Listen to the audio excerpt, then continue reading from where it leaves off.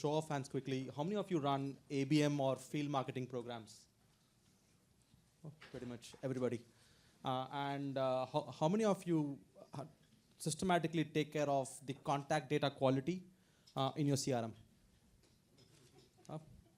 Little less, good. So again, actually, before we start, we just did a POC with a 200 million ARR cybersecurity company last week, and we presented the result to a CMO. I thought it'd be good to sort of read this out.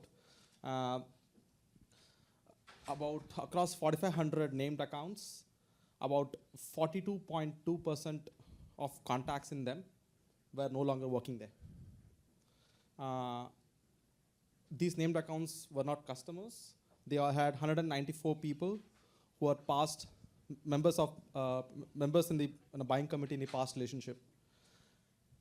And I come from a sales background. I come from a marketing background in a sales enablement startup, and I often wonder what should marketers we should think about. How should we think about ABM in the new world?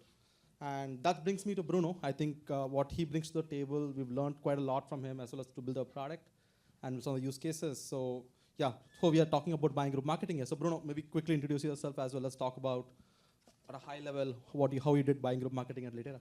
All right. So hi everyone. My name is Bruno Tremouille. Indeed, you would have to have a French background, I would say, to pronounce my last name.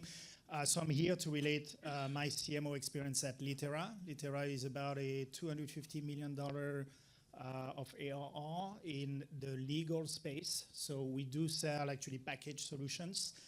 We have about 7 different types of solutions that we sell to 7 different types of buying centers. But it's very rigorously, I would say, focused on legal firms. And it sort of goes top down. I mean, there's thousands of them, but at the top layer, you can think about 200 to 250 very large accounts in the US and then in Europe. And then we sell to large corporations, which happen to also have legal departments. So I'm going to relate my experience at Litera, but when it comes to ABM, I think I started around 2004, about 3 companies ago. And at that company, we decided, after we also got acquired by a PE, to flip the go-to-market motion from going up and down market, trying to go after enterprise, to very, very, very targeted and pretty much just go after about 4,500 accounts. So that's my experience. At the time, I had some relationship with some vendor that I've carried through, but I bumped into Shankar a few years back and brought him in at Litera, actually. Perfect. Can you guys hear me okay? Okay, I'll publish out in that case. So Bruno, maybe a good question to start off with is, what is buying group marketing, and how is it different or similar from ABM? So for us, we saw buying group marketing as a needed motion to kind of sustain the challenges that private equity ownership gives you. 20% growth, 30% of the new bookings need to be generated by marketing. And so it was a little bit of a survival game, because if I didn't start to master the art of going after buying groups, I mean, I could not, on the budget I had and the people I had, sustain the growth and really going after that. So as a company, good news, we shifted from selling features of the product. We did the first iteration to shift to value-based selling. And so that was great. That was a good start. And again, I had 7 different kind of value-based selling motion, because I sell 7 different kinds of solution.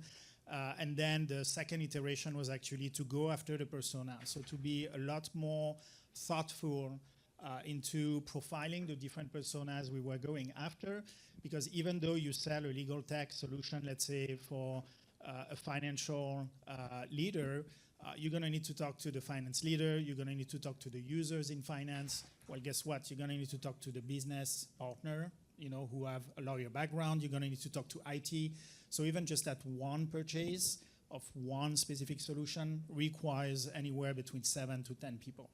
And those people have all different profile. They have different needs and wants. You need to talk about to them about the value in slightly different ways. So again, it was a matter of just getting the job done and really pushing forward. So we saw a big need just in terms of the overall go-to-market. And I start from the air cover, the one-to-many. But then obviously, at the same time we were doing that, we were trying to embrace more ABM techniques and ABM approaches. So I went at it from the top line, the air cover, and I went at it also from the one-to-one aspect of things. So in year one, we started with about 35 target accounts. In year two, we added another 25. And then we kind of experimented too with the cohort approach, the sort of one to few. And this is when Shankar and his team came into play. So that motion became really important for us, again, to sustain growth. But funny enough, because we are a known company in the legal tech space, we happen to have almost footprint in every large corporation. But the footprint is usually isolated in a specific department. And we had to master the art of coming from one department to the other. So all this customer success motion, in a way you can look at it, well, it's just customer success management. But in a different way, it's about generating opportunity in the existing account by doing proxy selling and by just doing also one-to-one and one-to-few kind of outreach. So hopefully that kind of clarifies. So I was looking at it from new logo acquisition. I was looking at it from expansion in new buying center in existing accounts. And for us, again, it was a means of survival and growth, actually. No, fantastic. And again, I think I've learned so much about the different programs you run at Litera, from champion tracking, target account programs, expansion programs. Can you talk a little bit about how you leverage technology? There's deep investments you made at with 6 Sense or Lean Data, Boomerang.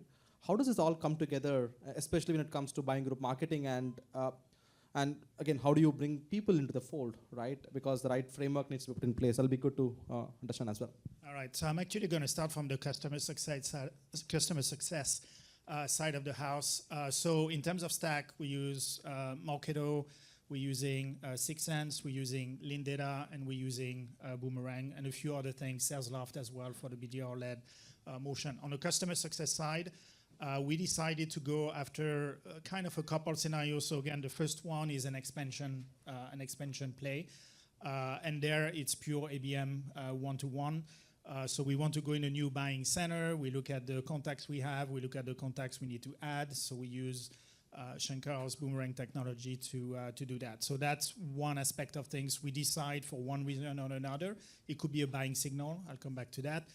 To go after a new buying center. So that's motion one. Motion two is just a regular, I would say, true up of the contacts in the account. I mean, contacts decay, people move around, things of that nature, and the state of our database was not great. So adding and reaching contact, taking out contacts, moving in the new champion was really very, very key. And last but not least, we started to look at marketplaces like G2 Crowd and TrustRadius to actually gain insights on whether these accounts were actually starting to be courted by competition.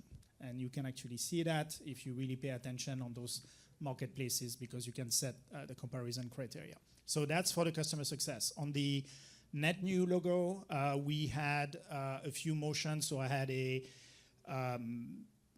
when we decide about a given account, I would carve out the contact between the SDRs and between the account executive, and they could tell me, I'm going to go after those accounts. So let's say they flag it, and I don't need to take care of that.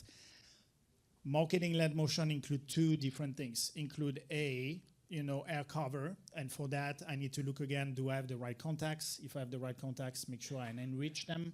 And if I don't have the right contacts, I need to source them. So there's quite a bit of work being done here through the Boomerang platform. And then one of the breakthrough, actually, where you really see the power of Boomerang, Lean Data, and 6 Sense coming together, is we actually use conversational email. And that thing is really mind-blowing if you use it in the right way. So my best use case for you all is anyone who has MQL'd in the past and sort of gone by the wayside. It could have been in a webinar or trade show, various reason. This approach is gangbuster to kind of reactivate them and put them back into the funnel and put them back in front of BDRs. I tried that on several segments of about 150 people. I was scared at the beginning to kind of try it out and let it loose. But I can tell you, out of those segments of maybe 100 to 150 people. I had about 3 times in a row about 12 to 15 meeting conversions in a matter of like 3-4 weeks. So that thing started to open our eyes. I would not recommend to let it loose on everything in a more controlled way, but that was really gangbuster. So happy to talk and give you more details about that, but that specific motion was pretty amazing. Thank you. A quick 15, if I may. We are all CMOs. We all like stats. Your former champions, if they're not driving 20% revenue, invest into a program that does that.